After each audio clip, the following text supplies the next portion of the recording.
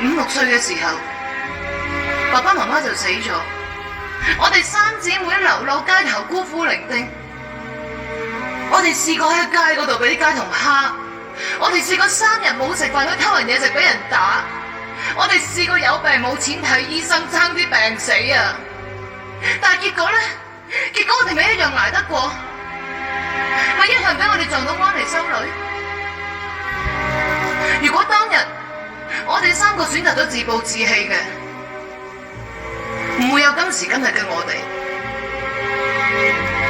生存先可以有希望，生存先會有奇蹟㗎。生存先有希望，生存先有奇蹟。我知道你同張志海結唔成婚，對你打擊好大，但係我唔同佢啊，我係你家姐啊，就算所有人抌低你，我都唔會抌。